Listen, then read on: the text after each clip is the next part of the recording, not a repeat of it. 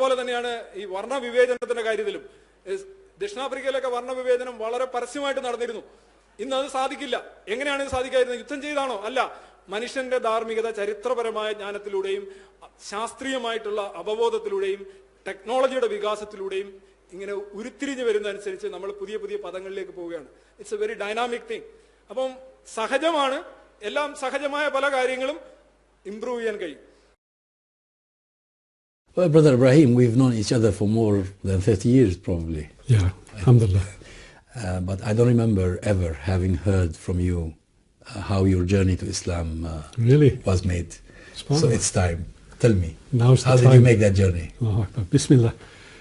Right, it started, I was actually on a holiday in South Africa with an Indian Muslim family who had met some of the members here, and we went out there. They invited me to go and have a holiday in South Africa. This was in 1979, during the height of apartheid. I had to get a special permit to stay in a non-white township. And everywhere I went, I saw whites only, non-whites only. I couldn't... So not only coloreds and blacks were not allowed into white areas, whites were not allowed into colored and... You could, but you couldn't stay there. You weren't supposed to stay there because that would lead to mixing, and this was against the law. Yeah. So everywhere we went, we had problems because they'd taken me from Joburg, we went to Durban, we went around doing all the tourist things, and we want to go and eat somewhere. Where do we go and eat? You kind of go into a non-white restaurant because I'm with them. We kind of go into a white restaurant because they're with me. So you were the problem. Yeah, we end up with sandwiches all the time, everywhere, And even go for a swim in the Indian Ocean. Couldn't go on the white beach because they were with me. All the beaches were segregated. Everything was segregated. What a life. Yeah, except the mosques. And this really struck me very deeply because they took me to a new mosque which had been designed by an Englishman. So I thought, oh, okay. And I went in there. They took you as an English tourist. An English, yeah, to this English designed mosque.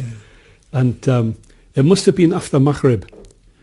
And there was like a curfew. Once it's dark, you had to be in your own township type thing. Unless you were white, then you could move around easily. But non-whites, that was like that.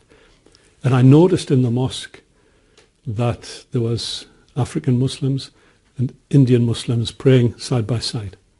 Now, this was in a township, an Indian township, just across the way from Soweto, the African township.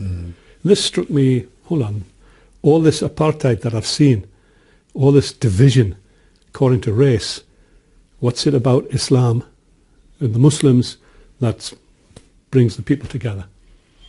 So when I came back after my holiday, I bought 2 or 3 books from FOSIS, the students' organisation in North London. I was living down south at that time, and started just to read a translation of the Quran and a couple of other little books. Over 2 years,